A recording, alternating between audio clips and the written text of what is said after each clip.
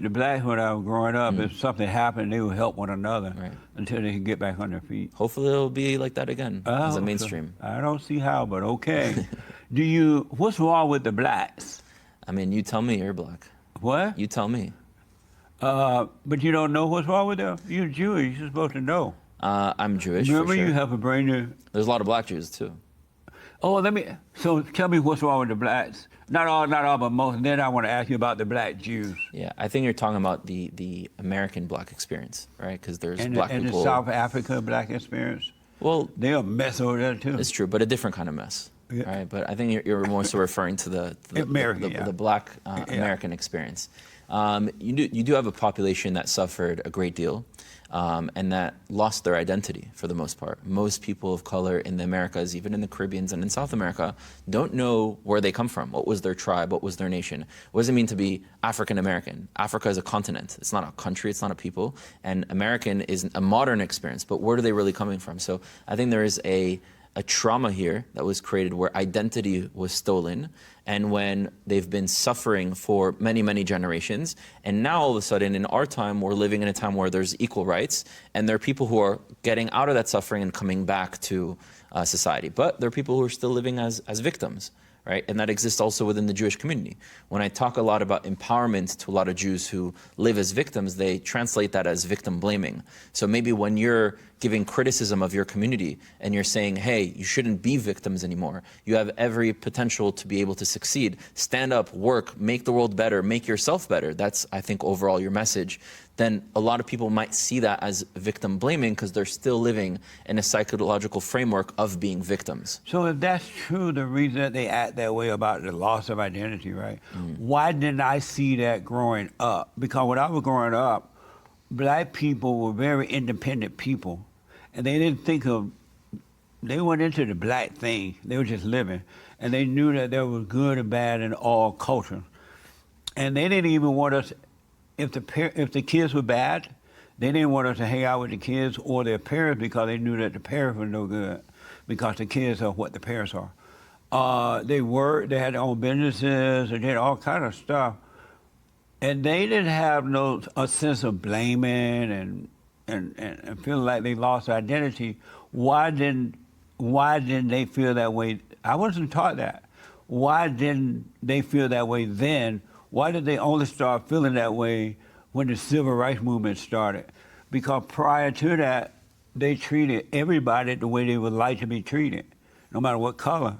So why didn't they feel that way when I was growing up as opposed to now? Right, so first of all, trauma does pass down generationally, and each generation is different. They say that strong generations create industry, creates peace in the world, right, which then a next generation is raised where everything is easy, and they're raised weak. Weak generations eventually end up fighting one another, creates war, and then you kind of have this cycle that happens. So depending on which generation you're born in and at what time period, now they're living in a post-slavery, post-Jim Crow, now we've received civil rights moment where they're now having questions that they might have not had the luxury to ask, and also living with luxuries and not having had to go through such tough times like you probably had to go through or your parents' generation or your grandparents' generation. And now it puts them in this different predicament, but they still carry on this generational trauma that yet has to be healed. So I think the focus more should not be on let's point out and say you guys are a worse generation and the previous generation was better,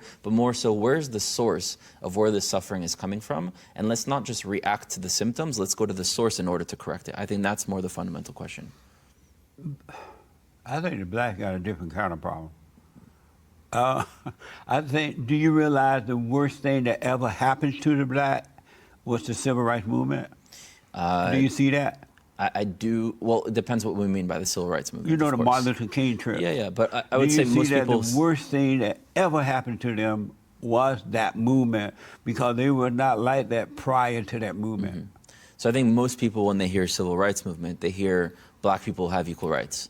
So obviously you're not condemning that. What you're condemning is making black people like having the replacement of dad with the government, right? And this whole relationship that is going on and being dependent on the government rather than on their own individual selves and communities. And this period of time that we call civil rights movement is kind of that transition period that created this difference within the culture that then results into the experience. I think that's what you're talking about. Because we were better off segregated than we are integrated.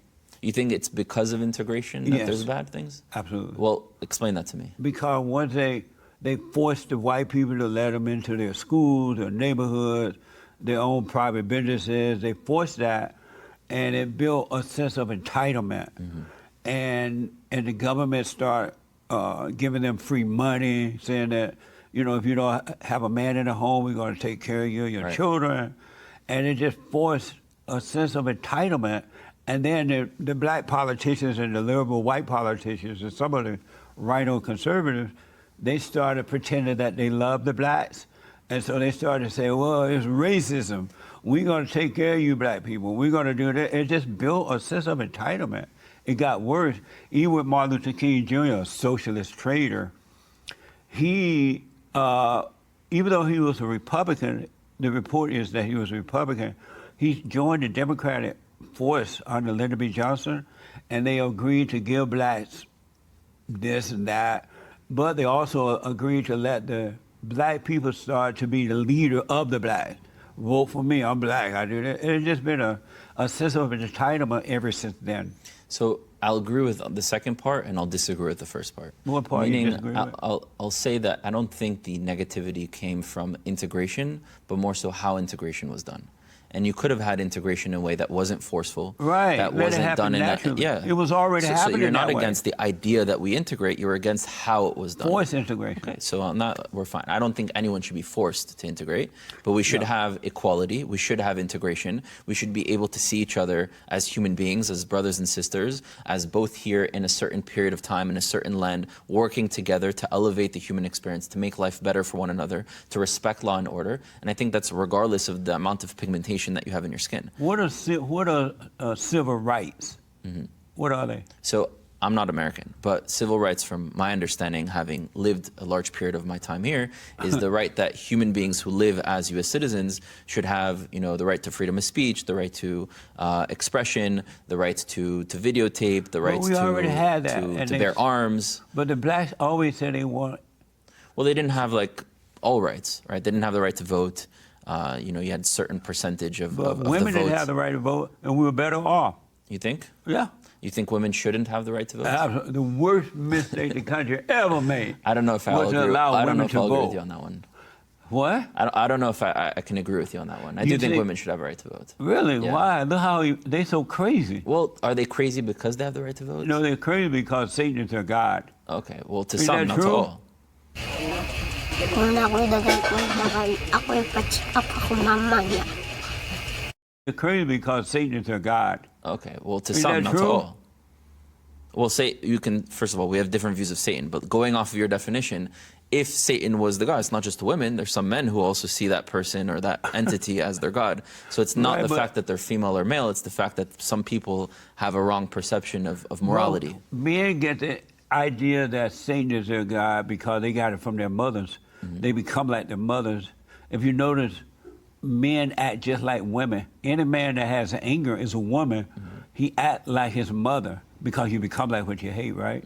And mothers, all mothers turn the sons and the daughters away from the fathers because that jealous spirit. The man represent God on earth. It depends And which so family. that So jealous that's not the reality. in my That jealous experience. spirit of the mother, she always turned the children away from the fathers.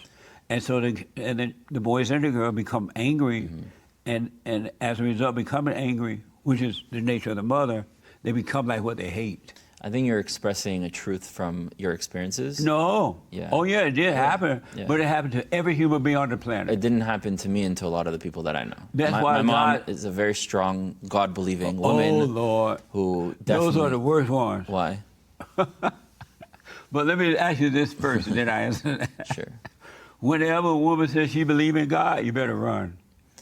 So when she says she doesn't believe in God, that's when you shouldn't run? Yeah. Okay. Interesting. Amazing. Amazing. Let me ask this. I want to ask you so much, man, and time is going fast. Quick answers. Sure. the black Israelite people, you heard of them, right? I did. Are they real Jews or fake? I'm sorry, this is not going to be a quick answer.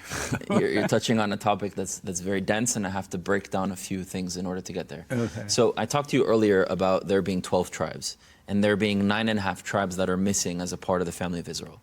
And what happened is after the time of King Solomon, the 12 tribes split into 2 kingdoms. You had the northern kingdom of Israel, which was called the Kingdom of Israel, with 9.5 tribes, and you had the southern kingdom of Judea, which was Judah, Benjamin, and half of Levi. Today's Jewish population descend from the southern kingdom, but the 9.5 tribes, Kingdom of Israel, was displaced by the Assyrians and kicked out to the 4 corners of the earth. Now they live in Africa, in Asia, in South America. They really spread all over.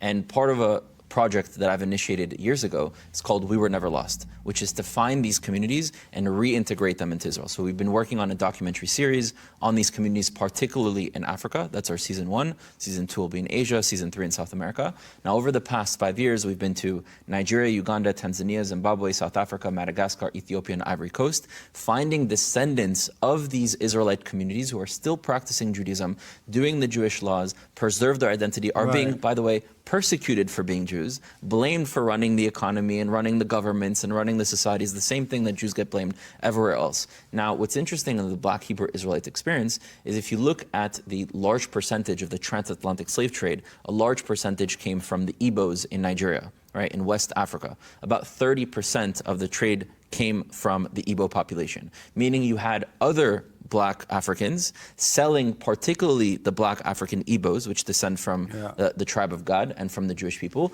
to the white people on the coast and bringing them as slaves into America. So we have a large percentage of the ancestry of the African American experience that descend from Jews that were living in Africa, Israelites that were living in Africa.